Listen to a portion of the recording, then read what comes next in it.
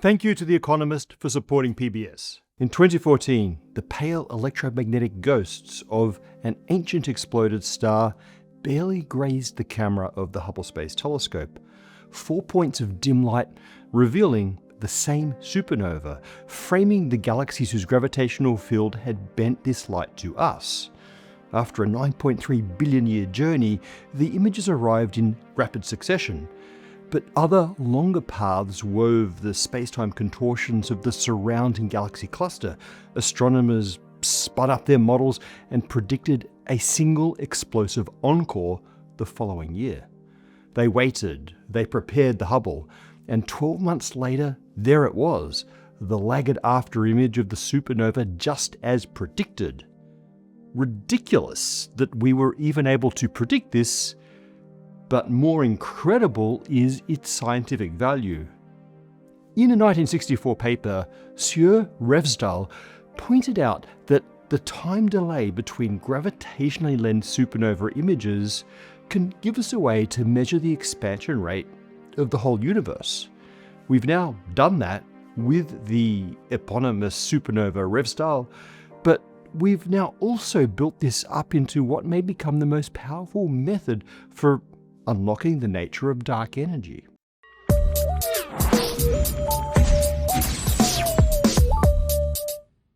We've got a couple of quick announcements before we start. First, our eternal battle against the algorithm continues. The best way to encourage YouTube to share our videos is to like and comment. Doing both really makes a difference. And if you're new here, subscribe, hit the bell, and introduce yourself in the comments. We're friendly. Next up, we're excited to launch our Composition of the Universe nickel and enamel pin, now with a holofoil backing. If you want to flex your knowledge of dark energy, dark matter, and the terrifyingly small slice of ordinary matter that you and our world is made of, check out our first pin of 2026. And if you prefer your mornings fueled by dark energy, we've also got a brand new dark energy mug. Plus, our UV glow Kerr rotating black hole hoodies and shirts are still available. Links in the description. Now, onto the episode. We've known that the universe is expanding since 1929, and that expansion is accelerating since 1998. The culprit behind the acceleration is unknown, so we live with the stand-in term dark energy. Our modern cosmological model assumes that dark energy has a constant density, always the same amount of outward shoving stuff per volume of space. But there's recent evidence to the contrary, which may be why our primary efforts to measure the expansion rate of the universe disagree with each other. Let's review those methods. On the one hand, studying the oldest light in the universe, the cosmic microwave background, the CMB, gives us exquisite information about a time soon after the Big Bang. Combined with our cosmological model, we can predict how fast the universe should be expanding now, and that modern expansion is characterized as the Hubble constant. On the other hand, observations of supernova explosions allow us to track the expansion history in the relatively modern universe. Exploding white dwarf stars, type 1a supernovae, have very predictable intrinsic brightnesses, allowing us to determine distances based on how faint they appear to us, and those distances give us another measure of the Hubble constant, in a sense more directly measuring that modern expansion rate. If our measurements are good and our cosmological model is good, then the CMB and the supernova results should match, but they don't. The supernova program finds an expansion rate a few percent higher than the extrapolation of the CMB measurements. So either the CMB or the supernova result is flawed, or the cosmological model that we use to extrapolate between the two is wrong. This so-called Hubble tension has been lurking around for some years and stubbornly refuses to go away even as we improve our measurements. That hints that we may really need new physics in our cosmological model.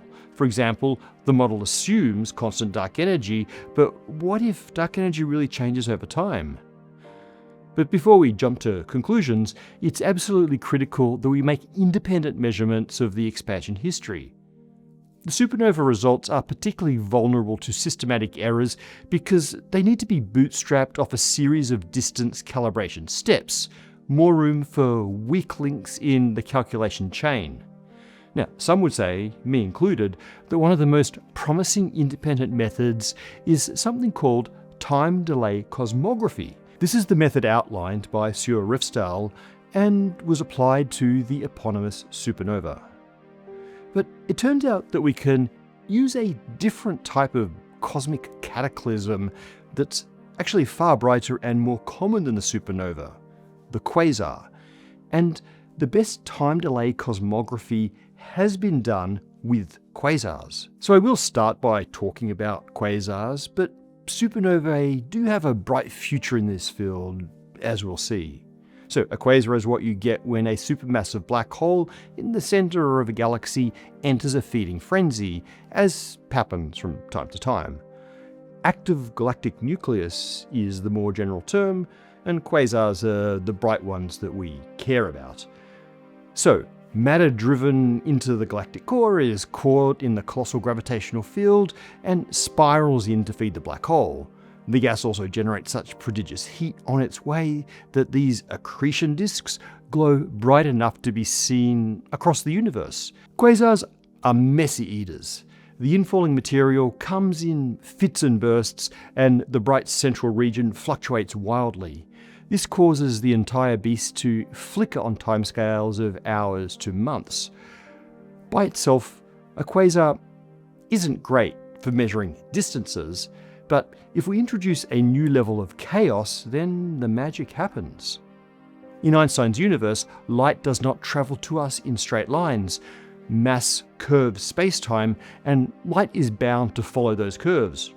We see the effects of this gravitational lensing everywhere in the universe.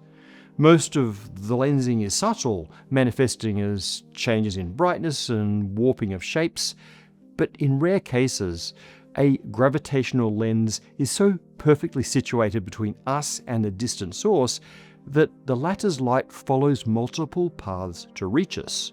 We literally see the same object through different paths through space, and that looks like duplications of the source around the lens. This is strong lensing, and strongly lensed quasars are going to become our new cosmic expansion tracker. The 2 or 4 different paths taken by the quasar's light are different lengths, and so the light that we see in each of the images has taken a different amount of time to reach us. So although we're looking at the same quasar in each image, we're looking at the quasar as it was at slightly different times, and this is where the quasar variability comes in. The brightness fluctuations are pretty random, but they still form distinct patterns in the light curve, the plot of brightness over time.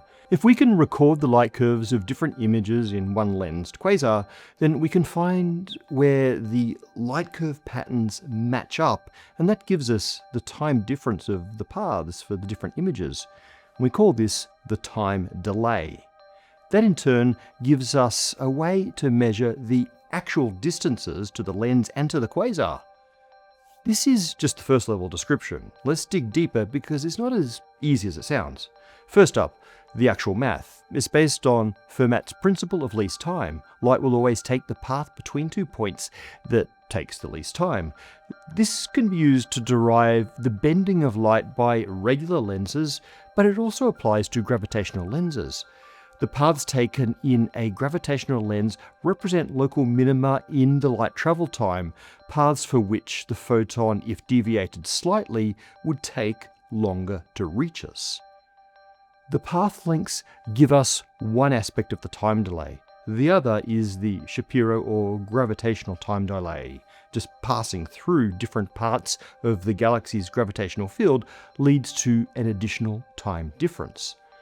The resulting time delay formula is surprisingly simple for such a complex system, and the most important thing about this expression is that the front term scales with the Hubble constant, with the expansion speed of the universe. That means the time delay goes straight to a Hubble constant measurement, and none of this depends on a chain of other distance measurements. Well, sounds too easy. So why hasn't this become the standard for measuring cosmic expansion over the supernova method? Well, several reasons actually. One is the rarity of good gravitationally lensed quasars. These objects are rare already due to the precise alignment needed between observer, lens, and quasar, and most lensed quasars aren't actually great for this purpose due to the next issue, modelling the lensing galaxy. This is by far the biggest challenge. Galaxies make pretty terrible lenses compared to, say, precision ground glass lenses. They are lumpy, irregular objects made of stars and dark matter, and in order to properly calculate time delays, we need to know the gravitational field of that galaxy. It's kind of amazing that lens modelling is even possible. One particular trick is especially important. We can pretend that all of the galaxy's mass is collapsed into a flat plane due to the extreme distances involved compared to the size of the galaxy. This is the thin lens approximation, and it turns gravitational lensing into a classic geometric optics problem. So, we build a lens model based on the light of the lensing galaxy's stars and the positions of the lensed images themselves. That works pretty well when the lensing galaxy is simple, and that requirement for an easily modelable lens reduces the number of useful objects for time delay cosmography dramatically. But even in the case of a simple lens, there are confounding factors that we can't completely rule out. Even if we can see the light from the lens's stars, we can't see its dark matter, so we have to make some assumptions about how it's spread through the galaxy. We also have to try to model the gravitational effects of nearby objects like other galaxies. One of the trickiest issues is called the mass sheet degeneracy. We tend to assume that the lensing galaxy is the only significant source of bending for a given quasar's light, but that light is actually travelling billions of light years and may well pass through other gravitational fields, other mass sheets, on the way. It's very difficult to rule that out. These issues are best solved by making a different type of measurement of the lens's gravitational field. The stars of a galaxy move in the mutual gravity of each other, and it's possible to get a bead on that motion by looking for average Doppler shifts in their starlight. This lets us build a much less ambiguous map of the galaxy's gravitational field. But these sorts of kinematic measurements are very difficult to make, and typically only possible for relatively nearby lensing galaxies. Okay, so let's say we have a perfect lens model. How do we get time delays? Well, by monitoring the system for years with a decent-sized professional telescope and building a light curve for each image in the lens. But even building the light curve isn't easy. The separation between lens images is tiny, and they're often blended together when observed from the ground. They need to be pried apart with clever algorithms. That plus the faintness of these objects means that every measurement has an uncertainty attached to it. On top of that, we can't monitor continuously. There are gaps in the light curve during the day and during a long season gap every year when the sun gets in the way of our lens. All of this adds to the uncertainty in the time delay measurement when we try to line up the light curves from different quasar images. Combine the observing constraints with the lens model uncertainties, and we end up with some big error bars in our measurement of the time delay and in the resulting Hubble constant for any one lens. Okay, so where are we with this whole program? In 2019, the Holy Cow collaboration published their latest measurement of the Hubble constant based on the 6 best lensed quasars, getting a value of 73.3 plus or minus. And just last year, Holy Cow's successor, TD Cosmo, improved the analysis and added 2 more lenses to get a slightly smaller 71.6. These numbers are more consistent with the late universe supernova value than the early universe CMB value, but the error bars are larger than the supernova uncertainties. Taken on their own, the time delay cosmography results don't confirm the tension between the late and early expansion measurements. But when these new results are actually combined with the supernova results, they actually do strengthen that tension and suggest a less than 1 in 10 million chance that these values are so different just due to random noise. But we're not quite there in confirming the Hubble tension. There could be some unknown systematic error that is pushing the supernova result to be higher than the CMB result. In that case, the lensing value on its own isn't tight enough to confirm the tension. Now, I'll come back to how that's soon going to change. First though, quasars are awesome for this work because they are perhaps horrifically extremely abundant in the universe. But time delay cosmography was first conceived for use with supernovae, so how do supernovae do? Well, precise measurement of time delay for the late fifth image of supernova Refsdal gave us a Hubble constant measurement of around 70, but with pretty large error bars. There's also the lens supernova CN Hope, which is extra special because it's the same sort of type 1a supernova that are used to do our other late universe Hubble constant measurements. So in a sense, this one gave us 2 independent measures of the Hubble constant in one object. In practice, the 2 methods were combined. The lensing side gave us a fairly direct Hubble constant measurement, while the type 1a supernova analysis allowed us to break some of the degeneracies in the lensing analysis. Hope yielded a Hubble constant that's also consistent with other modern universe expansion measurements, but again with huge error bars. For both of these supernovae, the error bars are large, but no larger than we get for any single quasar. The advantage of quasars is that we have more of them. Statistics lets us whittle down the uncertainty. In general, increasing the number of both lensed quasars and lensed supernovae is going to be the key to moving forward, and that is about to happen. In early 2026, the Vera-Rubin Observatory will start its LSST survey, in which it'll image the entire southern sky every few days for a full 10 years.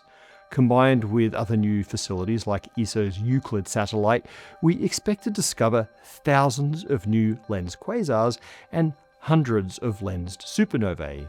It's been estimated that the Hubble constant uncertainty will be pushed down to around 1% or less, which, if it happens, will render the Hubble tension incontrovertible. But Rubin may be able to do a lot more. With enough lensed quasars and supernovae, we may be able to do more than measure the modern expansion rate. We may be able to trace the evolution of the expansion history over cosmic time. In the current cosmological model, lambda CDM, dark energy is assumed to have this constant density, but there's evidence that it's not the case, as I mentioned earlier. In 2025, the Dark Energy Spectroscopic Instrument team reported the results of its expansion history study using baryon acoustic oscillations, and we obviously covered that. When combined with the CMB and supernova results, DESI reports a strong indication that dark energy has weakened over cosmic time. This was the dark energy news of the decade. If we can measure that cosmic change somewhat accurately, we can actually start to nail down the physics of dark energy and figure out what the stuff actually is. Time delay cosmography with gravitational lensing may be the key to doing that. In fact, this could be the most important result that will come out of Rubin LSST, and many people are working on it. No big deal really, we just clock the flickering echoes of 1,000 ancient cataclysms and discover the culprit behind our accelerating spacetime. Thank you to The Economist for supporting PBS. From reporting on scientific innovation to the shifting landscape of global politics, The Economist's mission is to deliver comprehensive coverage that goes beyond the headlines. The Economist aims to make complex topics accessible and engaging, such as a recent long feature exploring how we might export life to Mars, and the emerging field of applied astrobiology. The Economist app includes daily journalism, plus subscriber-only podcasts and newsletters, narrated audio articles, and Insider, a new weekly video series where senior editors unpack the stories shaping today's world, from geopolitics to technology. As a viewer of PBS Spacetime, you can get a special 35% off to enjoy The Economist.